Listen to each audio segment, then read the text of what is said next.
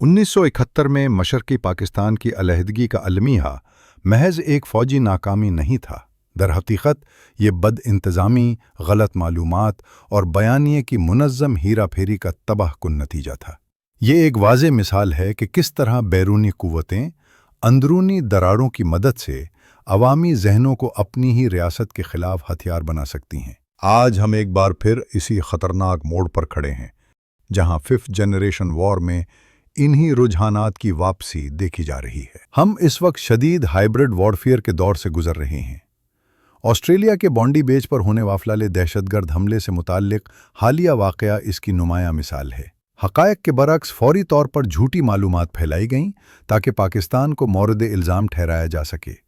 ये मुल्क की आलमी साख को नुकसान पहुँचाने की एक सोची समझी हिकमत अमली थी। ये कोई अलग थलग वाक़या नहीं, बल्कि दुश्मन मीडिया नेटवर्क्स, खुसूसन भारत और इसराइल का एक वसीतर तरीक़ाकार है।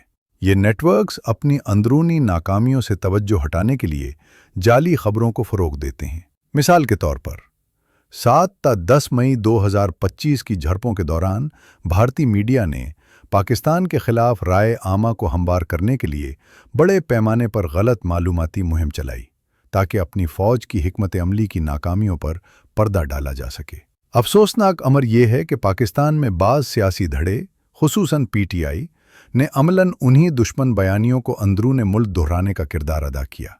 जब किसी मुल्क के अंदरूनी सियासी बयानिए दुश्मन रियासत के प्रोपेगंडे से मुकम्मल हमाहंग हो जाएं, तो कौमी वफादारी और नीयत पर संजीदा सवालात जन्म लेते हैं। 1971 में शेख मुजीबुर्रहमान और आज इमरान खान के सियासी सफ़र में तशवीशनाक मुमासिलतें दिखाई देती हैं।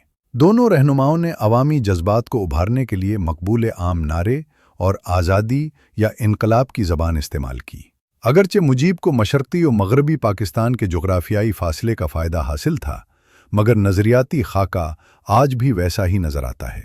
जिस तरह मुजीब को मिकती बाहनी की पुश्त पनाही हासिल थी, इसी तरह ये दलील दी जाती है कि इमरान खान को बाज़ गिरोहों, मसलन तालिबान के अनासिर, की हिमायत हासिल रही और उन्होंने रियासत को दबाव में लाने के लिए स्ट्रेट पावर का सहारा लिया।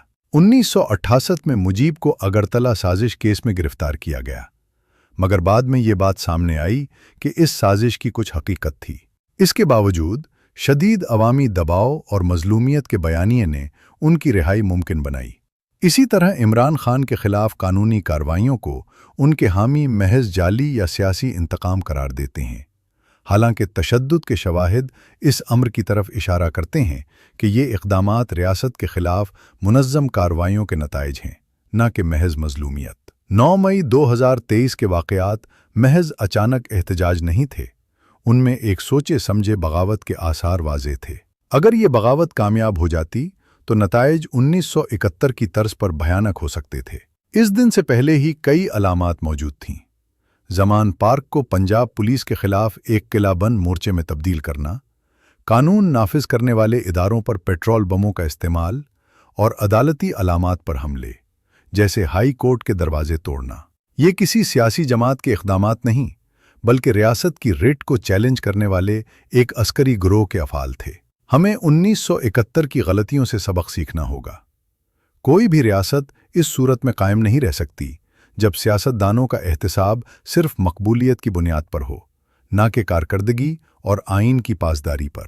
यह निहायत तशवीशनाक है कि जहां हमारी मुसल्लह अफवाज में सख्त दाखिली एहतिसाब, हत्ता के कोर्ट मार्शल का निज़ाम मौजूद है, वहीं सियासतदान बग़ैर किसी अंजाम के फ़ौज के ख़िलाफ़ नफ़रत अंगेज़ बयानियाँ फैलाते हैं। एक मजबूत फ़ौज दुश्मन ख़ित्ते में पाकिस्तान की बका की ज़ामिन है। अमरीका, इज़राइल या भारत को देख लीजिए, वहाँ मीडिया और सियासतदान बाहमी इख्तलाफात के बावजूद कभी अपनी फ़ौज की साख को आलमी सतह पर मजरूह नहीं करते और ना ही उसकी कमज़ोरियाँ नुमायाँ करते हैं।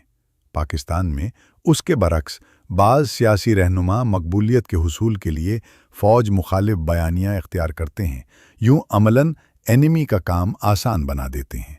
अब वक्त आ गया है कि हम मुत्तहिद हों और पाकिस्तान को एक और तक़सीम से बचाएं। हमें गलत मालूमाती बयानियों को मुस्तरद करना होगा और ये समझना होगा कि मुसल्लह अफ़वाज को मुनज़्ज़म अंदाज में कमज़ोर करना दरअसल रियासत को कमज़ोर करने का पेश ख़ैमा है। میڈیا کو پاکستان کی آواز بننا چاہیے، نہ کہ غیر ملکی مخالفین کی بازگشت۔ ہم نے 1971 میں یہ اسکرپٹ چلتے دیکھا ہے، آج اس کے سیکول کی اجازت ہم نہیں دے سکتے۔